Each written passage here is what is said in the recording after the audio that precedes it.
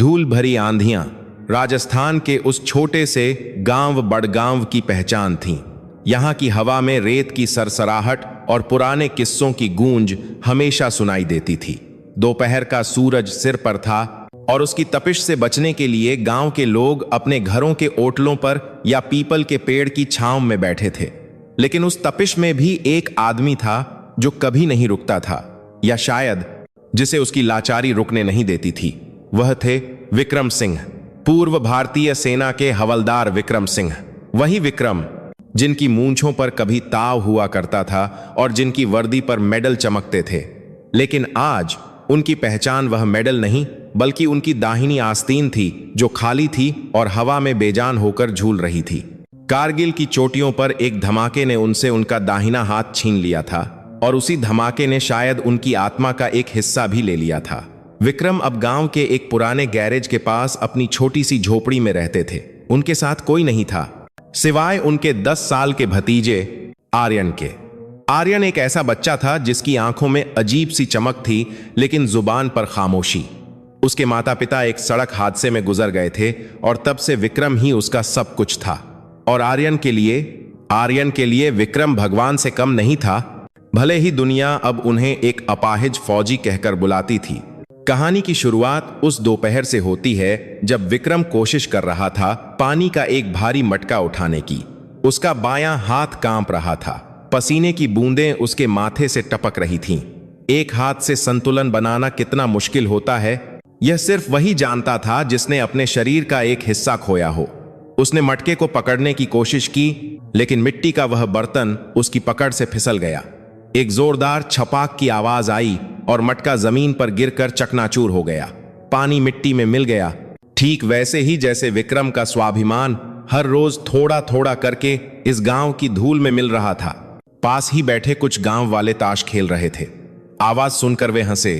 अरे विक्रम भाई, एक ने व्यंग्य करते हुए कहा, रहने दो ना, अब तुम जंग नहीं लड़ रहे हो, पानी भरना भी अब तुम्हारे बस का नहीं रहा। आर्यन को बुला लो, वही कर देगा।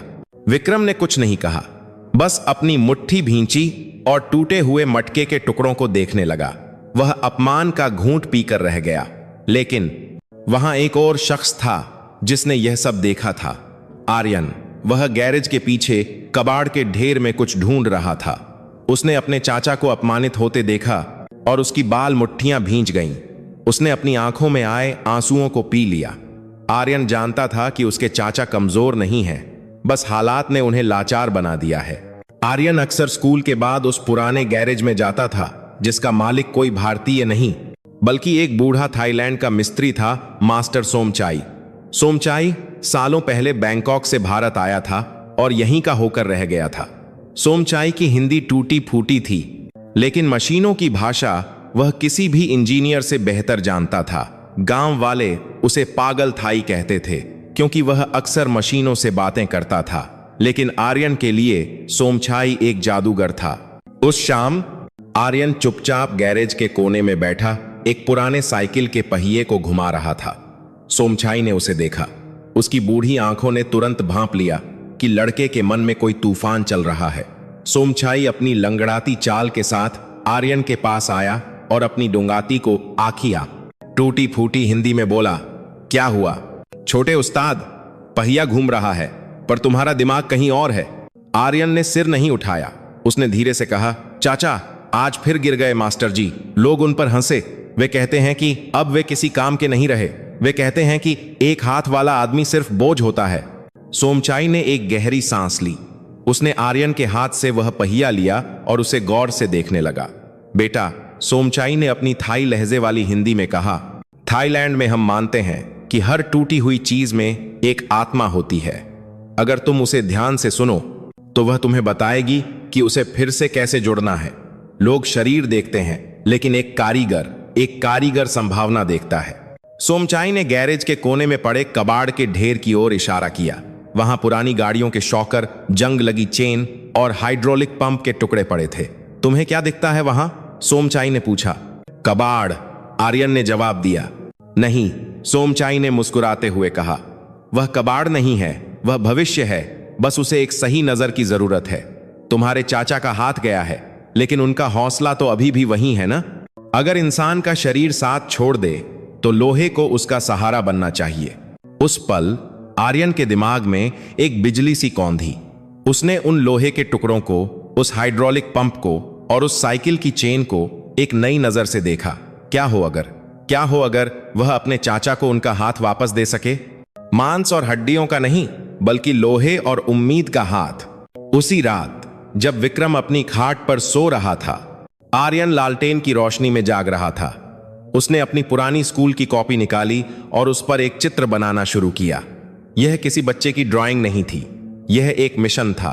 उसने सोमछाई से जो कुछ भी सीखा था, लीवर का नियम, हाइड्रोलिक का दबाव और कबाड़ को जोड़ने की कला, वह सब उसने उस कागज पर उतारना शुरू कर दिया। वह एक ऐसा हाथ बनाना चाहता था जो न केवल मटका उठा सके, बल्कि दुनिया को यह दिखा सके कि उसका चाचा अब भी वही शेर है जो कभी सीमा पर दहाड़ता था। अगले कुछ हफ्ते आर्यन के लिए बहुत कठिन थे। वह स्कूल से भागकर सीधा सोमछाई के गैरेज में जाता। वह कूड़ेदानों से स्प्रिंग उठाता, मैकेनिक की दुकानों के बाहर घंटों खड़ा रहता ताकि कोई फेंका हुआ पेंच मिल जाए। सोमछाई उसे दूर से देखता और मुस्कुराता। वह बीच बीच में उसे सलाह देता, आर्यन, ताकत स्प्रिंग में नहीं होती, ताकत संतुलन में होती है। जैसे जिंदगी में वैसे ही मशीन में। सोमछाई का थाई दर्शन आर्यन के भारतीय जुगाड़ के साथ मिल रहा था। एक दिन विक्रम ने आर्यन को देर रात घर लौटते देखा। उसके कपड़े ग्रीस से सने थे और हाथों में कई जगह खरोंचें थीं। विक्रम नाराज हो गया। तुम यह क्या कर रहे हो आर्यन? विक्रम ने डांटते हुए कहा। पढ़ाई लिखाई छोड़कर तुम कबाड़ बीन रहे हो? क्या तुम भी मेरी तरह अपनी जिंदगी बर्बाद करना चाहते हो? मैं एक हाथ से लाचार हूं, पर मैं नहीं चाहता कि मेरा भतीजा कबाड़ वाला बने। आर्यन चुप रहा। वह अपने चाचा को कैसे बताता कि वह कबाड़ वाला नहीं, बल्कि उनका हाथ बनाने वाला इंजीनियर बन रहा है। उसने डांट सुनी, सिर झुकाया और सोने चला गया। लेकिन उसकी आंखों में नींद नहीं थी, सिर्फ गियर और पिस्टन घूम रहे थे। समय बीतता गया। गांव में एक बड़ा त्योहार आने वाला था, बैसाखी का मेला। हर साल इस मेले में गांव के लोग अपनी ताकत और कौशल का प्रदर्शन करते थे। कुश्ती, भारी पत्थर उठाना और रस्साकशी। विक्रम कभी इस मेले का हीरो हुआ करता था, लेकिन पिछले 5 सालों से वह उस मेले में जाना भी पसंद नहीं करता था। अपनी कमजोरी का तमाशा उसे बर्दाश्त नहीं था। लेकिन इस साल आर्यन की योजना कुछ और थी। गैरेज के एक अंधेरे कोने में एक ढांचा तैयार हो रहा था। यह लोहे की पट्टियों, बाइक के पुराने ब्रेक के तारों और एक छोटे से हाइड्रोलिक सिलेंडर से बना था। यह देखने में सुंदर नहीं था, यह खुरदरा था, जंग लगा हुआ था और अजीब दिखता था। लेकिन जब आर्यन ने उसके लीवर को खींचा तो लोहे की उंगलियां जो उसने पुराने दरवाजे के कब्जों से बनाई थीं, एक झटके के साथ बंद हुईं। उनकी पकड़ इतनी मजबूत थी कि आर्यन ने एक लोहे की रॉड को मोड़ दिया। मास्टर सोमछाई ने उस ढांचे को देखा और उनकी आंखों में आंसू आ गए। उन्होंने आर्यन के कंधे पर हाथ रखा और अपनी भाषा में कुछ बुदबुदाए, जिसका मतलब था, तुमने लोहे में जान डाल दी बच्चे। लेकिन असली परीक्षा अभी बाकी थी। उस हाथ को विक्रम के शरीर पर फिट करना था और उससे भी बड़ी चुनौती थी विक्रम को इसे पहनने के लिए राजी करना। क्योंकि विक्रम का घाव सिर्फ शरीर पर नहीं था, उसके मन पर भी था। वह किसी भी तरह की दया या मदद को स्वीकार करने के लिए तैयार नहीं था, खासकर अगर वह मदद उसे अजीब दिखाए। मेले से 2 दिन पहले की रात एक भयानक आंधी आई। यह वही आंधी थी जिसके लिए राजस्थान बदनाम था। हवाएं इतनी तेज थीं कि कमजोर छप्पर उड़ने लगे। विक्रम और आर्यन की झोपड़ी भी हिल रही थी। अचानक एक जोरदार कड़कड़ाहट हुई। घर के बाहर लगा पुराना नीम का पेड़ टूटकर सीधे उनके घर के दरवाजे पर गिर गया। रास्ता ब्लॉक हो गया था और सबसे बुरी बात, विक्रम की पुरानी फौज की संदूक, जिसमें उसके मेडल और दस्तावेज थे, उस भारी तने के नीचे दब गई थी। विक्रम घबरा गया। वह बाहर भागा और एक हाथ से उस भारी पेड़ को हटाने की कोशिश करने लगा। मेरी वर्दी, मेरी यादें, वह चिल्ला रहा था। बारिश और आंधी के बीच एक अपाहिज फौजी अपनी पूरी जान लगाकर उस पेड़ को धक्का दे रहा था, लेकिन पेड़ टस से मस नहीं हुआ।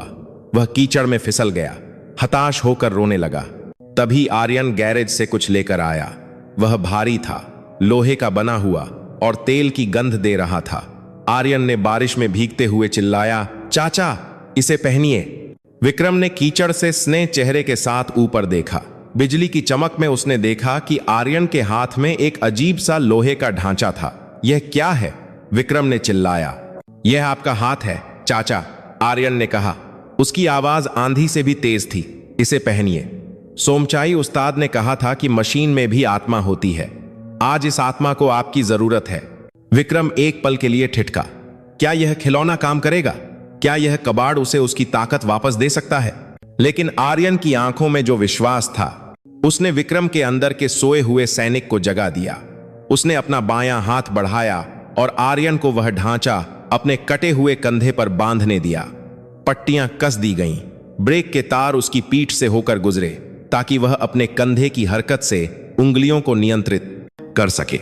जैसे ही वह यंत्र फिट हुआ, विक्रम को एक अजीब सा वजन महसूस हुआ, लेकिन यह बोझ नहीं था, यह ताकत का वजन था।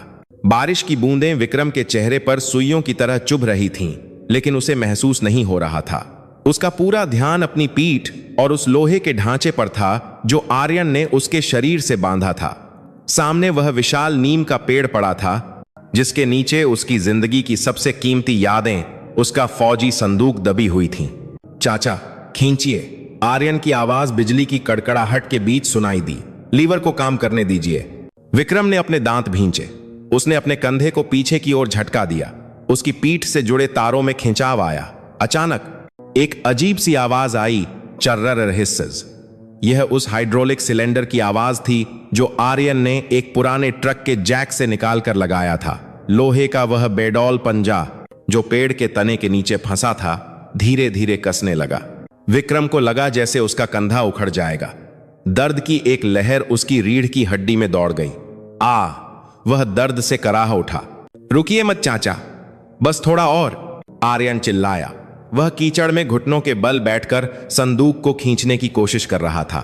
विक्रम ने अपनी आंखें बंद कर लीं। उसे कारगिल की वह रात याद आ गई। जब वह घायल था तब भी उसने हार नहीं मानी थी, तो आज एक पेड़ के सामने कैसे हार मान ले? उसने अपनी सारी ताकत, सारा गुस्सा और सारी हताशा उस लोहे के हाथ में झोंक दी। जय हिंद। वह दहाड़ा। मशीन ने एक तीखी आवाज की और फिर चमत्कार हुआ। गीली मिट्टी में धंसा हुआ वह भारी भरकम तना इंच दर इंच ऊपर उठने लगा। लोहे की पट्टियां विक्रम की त्वचा को काट रही थीं, खून रिस रहा था, लेकिन पेड़ ऊपर उठ रहा था। आर्यन ने फुर्ती दिखाई। उसने झपट कर संदूक को बाहर खींचा। निकाल लिया चाचा, निकाल लिया, आर्यन चिल्लाया। विक्रम ने राहत की सांस ली और अपने कंधे को ढीला छोड़ दिया। पेड़ वापस धड़ाम से कीचड़ में गिर गया। कीचड़ के छींटे चारों तरफ उड़ गए। विक्रम भी वहीं घुटनों के बल गिर पड़ा। वह हाँफ रहा था, उसका शरीर कांप रहा था और बारिश उसके आंसुओं और पसीने को धो रही थी। आर्यन दौड़कर उसके पास आया और उसे गले लगा लिया। उस रात, उस तूफान में चाचा और भतीजे के बीच एक ऐसा बंधन बना जो लोहे से भी मजबूत था। अगली सुबह जब सूरज निकला तो गांव का नजारा बदल चुका था। आंधी थम चुकी थी, लेकिन तबाही के निशान बाकी थे। गांव वाले विक्रम की झोपड़ी के पास जमा हो गए। वे गिरे हुए नीम के पेड़ को देख रहे थे। हे भगवान, इतना बड़ा पेड़! सरपंच ने अचरज से कहा। अच्छा हुआ घर नहीं टूटा, लेकिन यह संदूक बाहर कैसे आया? पेड़ तो इसके ऊपर गिरा होगा। गांव के पहलवान शेरा ने पेड़ के तने पर पड़े गहरे निशानों को देखा। वहां लोहे के पंजों के निशान थे, जैसे किसी दानव ने पेड़ को नोचा हो। यह किसी इंसान का काम नहीं है। शेरा ने माथे पर बल डालते हुए कहा, जरूर आंधी से पेड़ हिल गया होगा और इन्होंने संदूक निकाल लिया होगा। एक हाथ वाला आदमी तो लौटा भी ठीक से नहीं उठा सकता, पेड़ क्या उठाएगा? भीड़ हंसी और उस हंसी में फिर वही पुराना ताना था। विक्रम अपनी झोपड़ी के अंदर था, वह बाहर नहीं आया। उसका कंधा सूज गया था और नीला पड़ गया था। आर्यन उसके पास बैठा था, हाथ में सोमचाई द्वारा दी गई एक अजीब सी महक वाली थाई जड़ी बूटी का तेल लिए।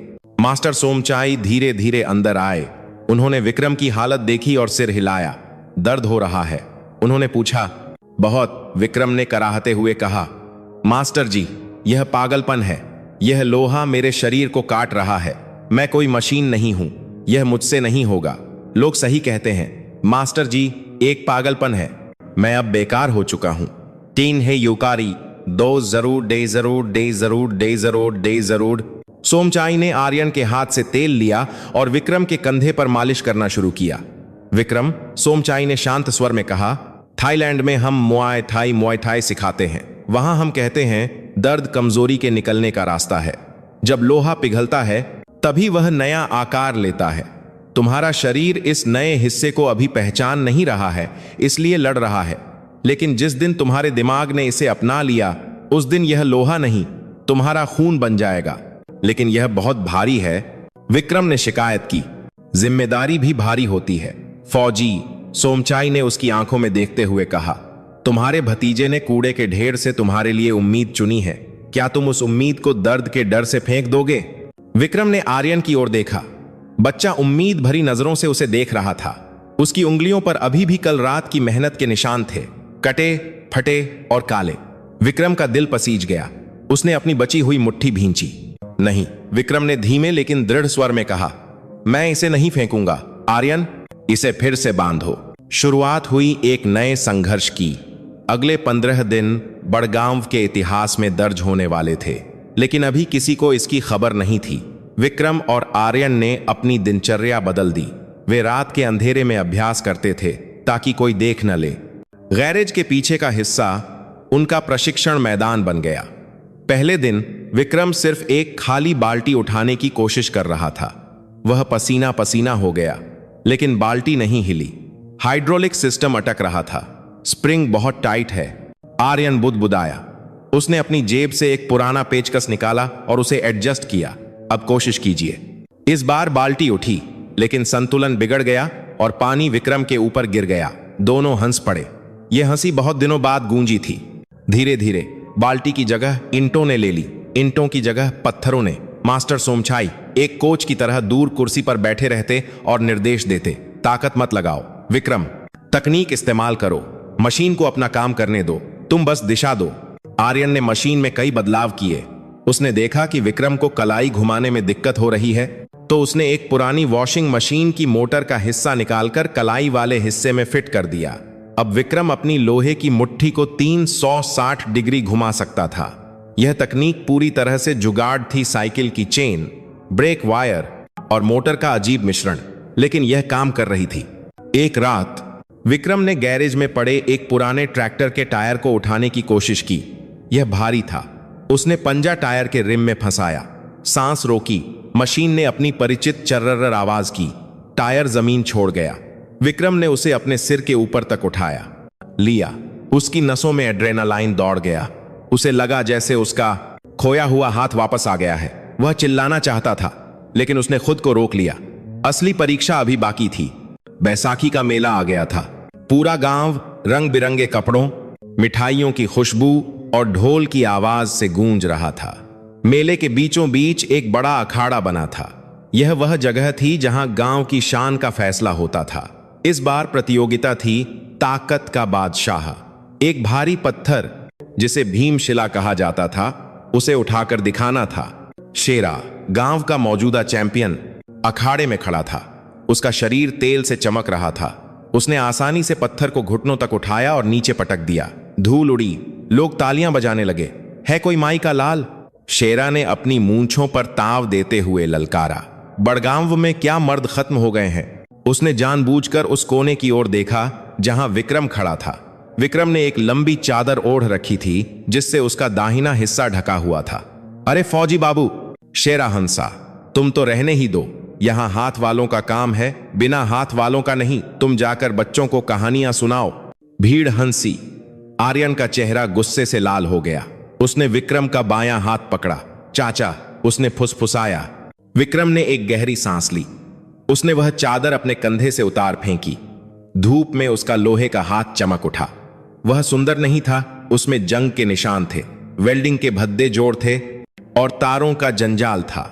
वह किसी हॉलीवुड फिल्म का रोबोटिक हाथ नहीं लग रहा था, बल्कि कबाड़ से बना एक राक्षस लग रहा था। भीड़ में सन्नाटा छा गया।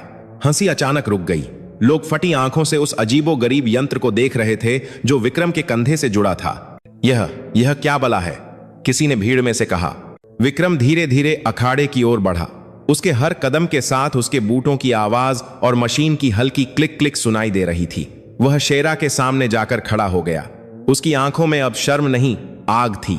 शेरा, विक्रम ने शांत आवाज में कहा, ताकत हाथ में नहीं, जिगर में होती है। और यह हाथ, उसने अपना लोहे का पंजा उठाया। यह हाथ मेरे बेटे ने बनाया है, इसमें उसका प्यार और मेरा पसीना है। देखते हैं तुम्हारा पत्थर भारी है या मेरा हौसला। सरपंच हक्का बक्का रह गया। विक्रम, यह नियमों के खिलाफ हो सकता है, उसने कहा। यह मशीन है। तभी मास्टर सोमचाई भीड़ से आगे आए।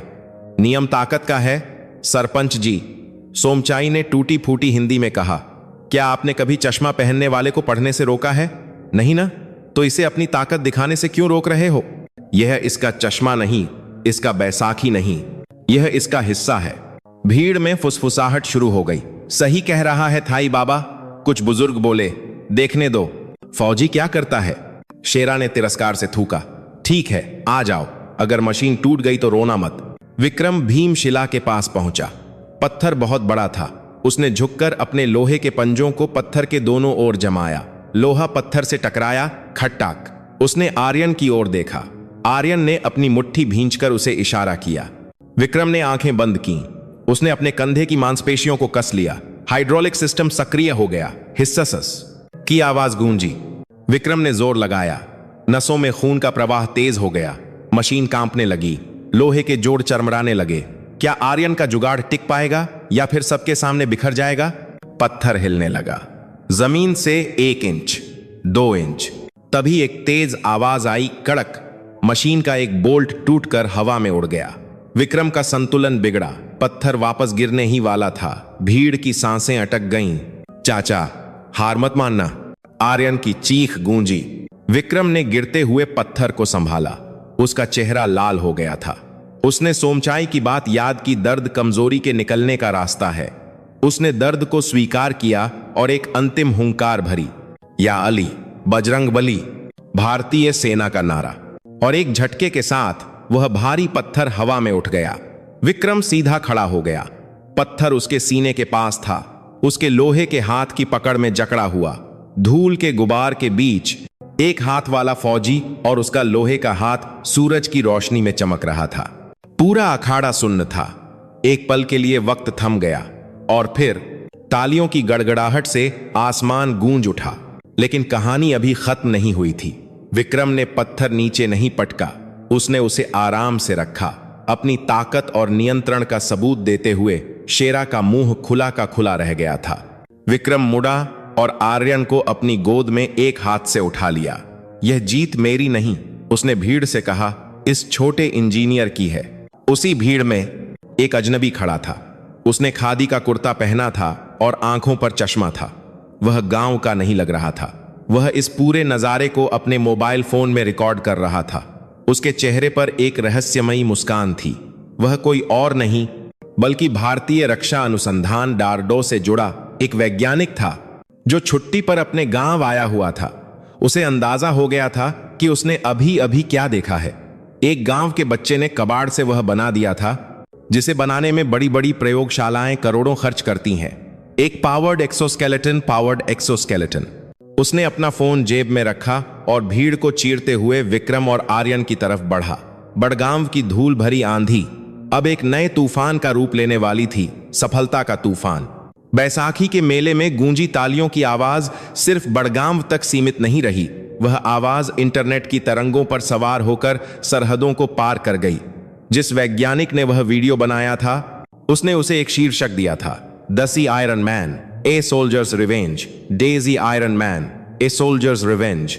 रातों रात बड़गांव की धूल भरी सड़कें ओबी वैन्स और मीडिया के कैमरों से भर गईं। जो गांव नक्शे पर बमुश्किल दिखाई देता था, अब हर न्यूज चैनल की हेडलाइन में था। विक्रम की झोपड़ी के बाहर माइक और कैमरों का जंगल उग आया था। मिस्टर विक्रम, क्या आपको सरकार से मदद मिली?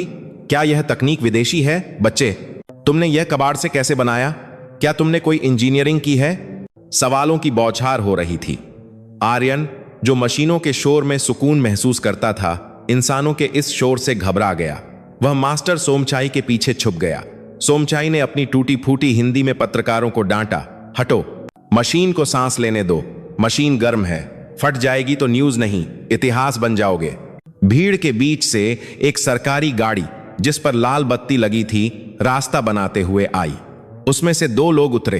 एक वही चश्मे वाला वैज्ञानिक था जिसने वीडियो बनाया था डॉ मेहरा, DRDO के वरिष्ठ इंजीनियर, और उनके साथ एक लंबा सख्त चेहरे वाला आदमी था, मिस्टर खन्ना, रक्षा मंत्रालय का एक वरिष्ठ अधिकारी। खन्ना ने अपनी नाक पर रुमाल रखा, जैसे गांव की हवा उन्हें बीमार कर देगी। उन्होंने विक्रम के कंधे पर बंधे उस यंत्र को घृणा और अचरज की मिली जुली नजर से देखा। तो यह है वह जादू जिसकी चर्चा दिल्ली तक हो रही है, खन्ना ने उपहासपूर्ण स्वर में कहा। डॉ मेहरा, आपने मुझे इसके लिए यहां बुलाया? साइकिल की चेन और ट्रैक्टर के जैक, यह कोई आविष्कार नहीं, यह एक जानलेवा जुगाड़ है। अगर यह फट गया और इस पूर्व सैनिक को कुछ हो गया तो जिम्मेदारी किसकी होगी? विक्रम अपनी चारपाई पर बैठा था। उसने खड़े होकर सैल्यूट नहीं किया। उसने अपनी वर्दी भले ही उतार दी थी, लेकिन अपना स्वाभिमान नहीं। साहब, विक्रम ने शांत आवाज में कहा, यह जुगाड़ ने कल मेरी इज्जत बचाई है। जब सिस्टम ने मुझे अपाहिज मानकर छोड़ दिया था, तब इस कबाड़ ने मुझे सहारा दिया। मिस्टर खन्ना छिड़ गए। भावुकता से विज्ञान नहीं चलता हवलदार, यह अवैध है। बिना टेस्टिंग, बिना सर्टिफिकेशन के आप ऐसा हाई पावर हाइड्रोलिक शरीर पर नहीं पहन सकते। हमें इसे जब्त करना होगा जांच के लिए। आर्यन यह सुनकर आगे कूद पड़ा। नहीं, आप इसे नहीं ले जा सकते, यह मेरे चाचा का हाथ है। खन्ना ने आर्यन को अनदेखा करते हुए अपने सुरक्षा कर्मियों को इशारा किया, इसे उतारो। माहौल तनावपूर्ण हो गया। गांव वाले, जो अब विक्रम को अपना हीरो मान रहे थे, वे भी आगे आ गए। शेरा पहलवान ने अपनी बाहें चढ़ा लीं। खबरदार जो किसी ने हाथ लगाया, शेरा ने कहा, यह दिल्ली नहीं, बड़गांव है। डॉ मेहरा ने बीच बचाव किया। सर प्लीज, एक बार इसकी क्षमता तो देख लीजिए। बच्चे ने जो टॉर्क रेशियो इस्तेमाल किया है, वह किताबों में नहीं मिलता। यह शुद्ध प्रतिभा है। लेकिन बहस चल ही रही थी कि अचानक गांव के बाहर से एक भयानक आवाज आई। यह आवाज बादलों की गरज नहीं थी, यह धरती के फटने की आवाज थी। धड़ाम। उसके बाद चीखें, औरतों की, बच्चों की और सायरन की। एक सिपाही दौड़ता हुआ आया, उसकी सांस फूल रही थी। साहब, पुराना पुल टूट गया। स्कूल की बस नाले में लटक गई है। बड़गांव के पास एक बरसाती नाला बहता था, जो कल की आंधी और बारिश के कारण उफान पर था। उसके ऊपर बना पुराना ईंटों का पुल पानी के बहाव को झेल नहीं पाया और उसका एक बड़ा हिस्सा ढह गया। खन्ना और मेहरा तुरंत अपनी गाड़ी की ओर भागे। विक्रम ने एक पल के लिए भी नहीं सोचा। उसने आर्यन की ओर देखा। आर्यन ने तुरंत उसके कंधे पर पट्टियां कसनी शुरू कर दी। तेल चेक किया। विक्रम ने पूछा, फुल है चाचा। आर्यन ने जवाब दिया। चलो, विक्रम ने कहा। घटनास्थल का नजारा रूह कंपा देने वाला था। पीले रंग की स्कूल बस पुल के टूटे हुए हिस्से से लटक रही थी। उसका आधा हिस्सा हवा में झूल रहा था और नीचे उफनता हुआ गंदा पानी बह रहा था, जिसमें बड़े बड़े पत्थर लुढ़क रहे थे। बस के अंदर बच्चे फंसे हुए थे। वे खिड़कियों से हाथ बाहर निकालकर चिल्ला रहे थे। बस का पिछला पहिया कीचड़ में फंसा था, लेकिन मिट्टी धीरे धीरे दरक रही थी। 1 इंच भी फिसलन और बस सीधा 50 फीट नीचे खाई में। पुलिस की जीपें और एक क्रेन वहां पहुंची, लेकिन रास्ता इतना संकरा और कीचड़ भरा था कि बड़ी क्रेन वहां तक पहुंच ही नहीं पा रही थी। रस्सियां फेंकी गईं, लेकिन बस इतनी भारी थी और कोण अंगल इतना टेढ़ा था कि 10 आदमी मिलकर भी उसे खींच नहीं पा रहे थे। मिस्टर खन्ना चिल्ला रहे थे, क्रेन को बुलाओ। एनडीआरएफ कहां है? सर, उन्हें आने में 2 घंटे लगेंगे, एक पुलिस वाले ने जवाब दिया। पुल कभी भी गिर सकता है। तभी वहां एक अजीब सी आवाज सुनाई दी, क्लिक क्लिक चर्रर। भीड़ अपने आप हट गई। विक्रम सिंह आ रहा था। उसके शरीर पर लोहे का ढांचा कसा हुआ था और उसके साथ आर्यन और मास्टर सोमचाई दौड़ रहे थे। विक्रम की चाल में एक मशीन जैसी लय थी। वह बस के पास पहुंचा। कीचड़ उसके घुटनों तक था। उसने स्थिति का जायजा लिया। बस फिसल रही थी। उसे रोकने के लिए एक एंकर लैंजर की जरूरत थी, लेकिन वहां कोई मजबूत पेड़ नहीं था। मैं इसे पकड़ूंगा, विक्रम ने कहा। पागल हो गए हो? खन्ना चिल्लाया। वह बस है, उसका वजन टनों में है। तुम इंसान हो, सुपरमैन नहीं। तुम भी साथ में गिर जाओगे। विक्रम ने खन्ना की ओर नहीं देखा। उसने आर्यन से कहा, लीवर को लॉक मोड पर डालो। आर्यन ने कांपते हाथों से मशीन के पीछे एक पिन सेट की। चाचा, अगर दबाव ज्यादा हुआ तो पिस्टन फट सकता है। होने दे, विक्रम ने कहा। विक्रम ने बस के बम्पर के पास एक लोहे की मोटी जंजीर को अपने यंत्रिक पंजे में जकड़ा। उसने अपने पैरों को कीचड़ में जमाया, एक पुराने बरगद की जड़ की तरह। उसने अपने असली हाथ से पास गड़े एक बिजली के खंभे को सहारा बनाया और अपने मशीनी हाथ से जंजीर को खींच लिया। खींचो, उसने खुद को आदेश दिया। हाइड्रोलिक मशीन कराह उठी। खींच खींच खींच की आवाज के साथ धातु आपस में रगड़ने लगी। बस एक झटका खाकर रुकी। विक्रम एक जीवित टो ट्रक बन गया था। उसके शरीर की हर मांसपेशी, हर हड्डी उस खिंचाव को महसूस कर रही थी। मशीन का भार उसके कंधे को कुचल रहा था, लेकिन उसने जंजीर नहीं छोड़ी। बच्चों को निकालो, जल्दी, विक्रम चिल्लाया। उसका चेहरा लाल हो गया था, गर्दन की नसें बाहर उभर आई थीं। गांव वाले और पुलिसकर्मी दौड़ पड़े। उन्होंने बस का पिछला दरवाजा खोला और एक एक करके बच्चों को निकालना शुरू किया। लेकिन मुसीबत अभी टली नहीं थी। दबाव के कारण मशीन गर्म होने लगी थी। आर्यन ने देखा कि हाइड्रोलिक सिलेंडर से धुआं निकल रहा है। मास्टर जी, यह गर्म हो रहा है, आर्यन चिल्लाया। सोमचाई ने तुरंत अपनी बोतल से पानी निकाला और सिलेंडर पर डाला। छन्न की आवाज के साथ भांप उड़ी। शांत, सोमचाई ने विक्रम के कान में कहा, जैसे वह किसी बॉक्सर को रिंग में सलाह दे रहा हो। सांस लो विक्रम, दर्द से लड़ो मत, दर्द को बहने दो। तुम मशीन नहीं हो, तुम पानी हो। विक्रम की आंखें धुंधला रही थीं, बस अभी भी भारी थी। अभी भी 5 बच्चे अंदर थे। तभी एक भयानक आवाज आई। मशीन का एक मुख्य नट दबाव के कारण ढीला होकर गिर गया। विक्रम का हाथ झटका खाकर नीचे झुका, बस फिर से फिसलने लगी। नहीं, भीड़ चिल्लाई। आर्यन ने वह देखा जो किसी ने नहीं देखा। मशीन का जोड़ खुलने वाला था। उसने बिना सोचे समझे अपना हाथ मशीन के बीच में डाला। आर्यन, क्या कर रहा है? विक्रम चिल्लाया। आर्यन ने काम करता है, मैं इसे पकड़कर रखूंगा। आर्यन ने एक पेचकस को उस खाली छेद में फंसा दिया जहां से नट गिरा था। अब मशीन का पूरा दबाव उस पेचकस और आर्यन के छोटे से हाथ पर था। आह! आर्यन दर्द से चीख पड़ा।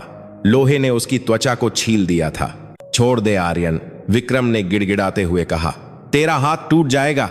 मेरा हाथ नहीं बच्चे, चाचा, बच्चों को बचाओ, आर्यन ने रोते हुए लेकिन दृढ़ता से कहा। एक तरफ चाचा, एक तरफ भतीजा, एक तरफ एक पूर्व सैनिक, एक तरफ एक अनाथ वैज्ञानिक। दोनों ने मिलकर उस लोहे के कबाड़ को टूटने नहीं दिया। खून और तेल मिलकर कीचड़ में टपक रहे थे। आखिरी बच्चा बस से बाहर निकला। हो गया, पुलिस वाला चिल्लाया। सब सुरक्षित हैं। जैसे ही यह शब्द गूंजे, विक्रम और आर्यन ने एक साथ अपनी पकड़ ढीली की। बस, जो अब खाली थी, एक जोरदार आवाज के साथ खाई में गिर गई और पानी में समा गई। विक्रम और आर्यन कीचड़ में पीछे की ओर गिरे। विक्रम हाँफ रहा था। उसका मशीनी हाथ अब बेजान होकर एक तरफ पड़ा था। आर्यन अपने हाथ को पकड़कर रो रहा था, लेकिन उसके चेहरे पर मुस्कान थी। मेहरा और मिस्टर खन्ना दौड़कर उनके पास आए। खन्ना का चेहरा सफेद पड़ चुका था। उन्होंने अपनी आंखों से वह देखा था जिस पर कोई विज्ञान विश्वास नहीं करेगा। इंसानी इच्छा शक्ति ने लोहे की कमियों को भर दिया था। मेहरा ने आर्यन का हाथ देखा। खून बह रहा था, लेकिन हड्डी सुरक्षित थी। उन्होंने आर्यन को गोद में उठा लिया। खन्ना धीरे से विक्रम के पास घुटनों के बल बैठे। उनकी अकड़, उनका अहंकार सब उस खाई में बस के साथ गिर चुका था। उन्होंने विक्रम के उस टूटे फूटे, तेल से सने कबाड़ के हाथ को देखा। फिर उन्होंने अपनी वर्दी ठीक की और विक्रम को एक सैल्यूट दिया। यह सैल्यूट किसी प्रोटोकॉल का हिस्सा नहीं था, यह सम्मान का था। हवलदार विक्रम सिंह, खन्ना ने भारी आवाज में कहा, यह जुगाड़ नहीं है, यह भारत का भविष्य है। बारिश थम चुकी थी। बादलों के बीच से सूरज की एक किरण निकलकर सीधे उस कीचड़ सने देसी आयरन मैन पर पड़ रही थी। अस्पताल के कमरे में फिनाइल की गंध और मशीनों की बीप बीप की आवाज गूंज रही थी। बाहर मीडिया का शोर अभी भी थमा नहीं था, लेकिन उस सफेद कमरे के अंदर एक अजीब सी शांति थी। विक्रम सिंह के कंधे पर अब वह लोहे का भारी ढांचा नहीं था। उसकी जगह सफेद पट्टियां थीं और पास के बिस्तर पर नन्हा आर्यन लेटा था, जिसके हाथ पर प्लास्टर चढ़ा हुआ था। विक्रम इकटक अपने भतीजे को देख रहा था। वही बच्चा जिसे कल तक वह डांटता था कि कबाड़ मत बीनो, आज उसी बच्चे ने उसे वह सम्मान वापस दिलाया था जो उसने सोचा था कि हमेशा के लिए खो गया है। दरवाजा खुला और वहां कोई नर्स नहीं, बल्कि खुद जनरल बख्शी दाखिल हुए। भारतीय सेना के एक वरिष्ठ जनरल, जिनकी वर्दी पर सितारों की चमक कमरे की रोशनी से भी ज्यादा तेज थी। उनके पीछे मिस्टर खन्ना और मेहरा भी थे। लेकिन इस बार खन्ना के चेहरे पर वह अकड़ नहीं थी, बल्कि एक विनम्रता थी। विक्रम ने उठने की कोशिश की, एक सिपाही की आदत के अनुसार सैल्यूट करने के लिए। आराम से हवलदार, जनरल बख्शी ने अपनी भारी आवाज में कहा और आगे बढ़कर विक्रम के कंधे पर हाथ रखा। आज सैल्यूट देने की बारी मेरी है। जनरल ने आर्यन की ओर देखा। बच्चा थोड़ा सहम गया। तो यह है वह छोटा इंजीनियर जिसने हमारे डीआरडीओ के वैज्ञानिकों की नींद उड़ा दी है? जनरल ने मुस्कुराते हुए पूछा। जी सर, डॉ मेहरा ने उत्साह से कहा। सर, मैंने उस मशीन की जांच की है। यह बच्चा, यह सामान्य नहीं है। इसने हाइड्रोलिक दबाव को संतुलित करने के लिए जिस तरह से पुरानी साइकिल के गियर का इस्तेमाल किया, वह किसी भी किताब में नहीं लिखा है। यह शुद्ध इनोवेशन है। जनरल बख्शी आर्यन के बिस्तर के पास बैठ गए। बेटा, तुम्हें पता है तुमने क्या किया है? तुमने सिर्फ एक बस नहीं बचाई, तुमने हमें यह याद दिलाया कि तकनीक का असली मकसद क्या है। हम करोड़ों की मिसाइलें बनाते हैं दुश्मनों को मारने के लिए, लेकिन तुमने कबाड़ से एक मशीन बनाई अपनों को बचाने के लिए। आर्यन ने धीरे से कहा, सर, मुझे बस चाचा का हाथ वापस चाहिए था। वो दुखी रहते थे। कमरे में सन्नाटा छा गया। यह एक साधारण सा जवाब था, लेकिन इसमें इतनी गहराई थी कि वहां मौजूद बड़े बड़े अधिकारी निशब्द हो गए। तुम्हारी यह इच्छा पूरी होगी, जनरल ने वादा किया।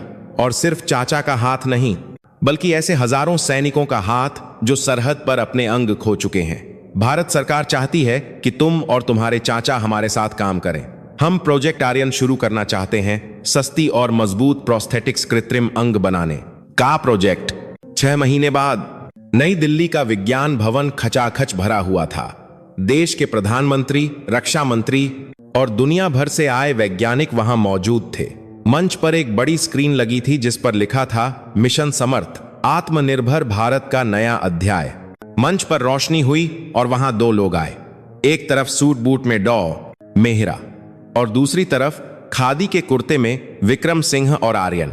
विक्रम के दाहिने हाथ की जगह अब वह पुराना जंग लगा लोहे का ढांचा नहीं था। उसकी जगह एक नया स्लीक और आधुनिक कार्बन फाइबर का हाथ था। लेकिन अगर आप ध्यान से देखते तो उस आधुनिक हाथ के बीच में अभी भी वही पुराना साइकिल का गियर लगा था, आर्यन की जिद पर, उस पहली जीत की निशानी के तौर पर। डॉ मेहरा ने माइक संभाला।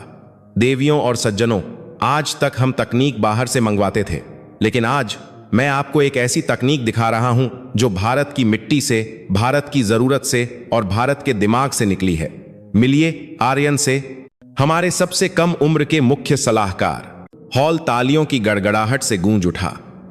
आर्यन, जो अब थोड़ा बड़ा लग रहा था, माइक के पास आया।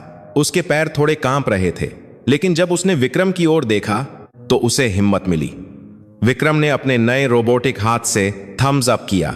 मैं भाषण देना नहीं जानता, आर्यन ने शुरू किया। मास्टर सोमचाई कहते थे कि मशीन में भी आत्मा होती है।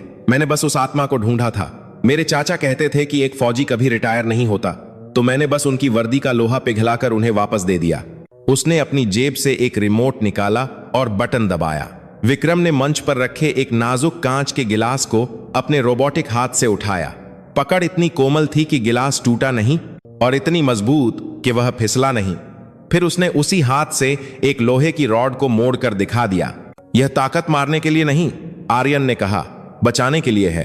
प्रधानमंत्री ने खड़े होकर ताली बजाई। यह एक ऐतिहासिक पल था।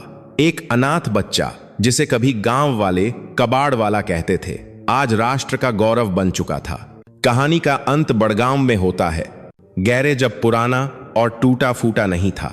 वहां अब एक बड़ा बोर्ड लगा था, आर्यन इनोवेशन सेंटर, भारतीय सेना के सहयोग से।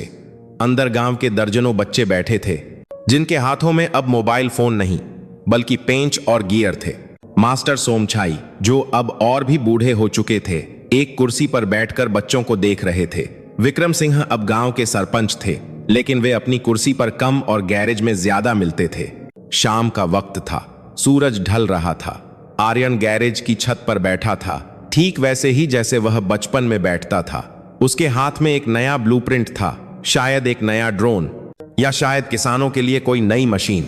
विक्रम ऊपर आया। उसके रोबोटिक हाथ की मोटर हल्की सी गुनगुनाई। उसने आर्यन के कंधे पर वह हाथ रखा।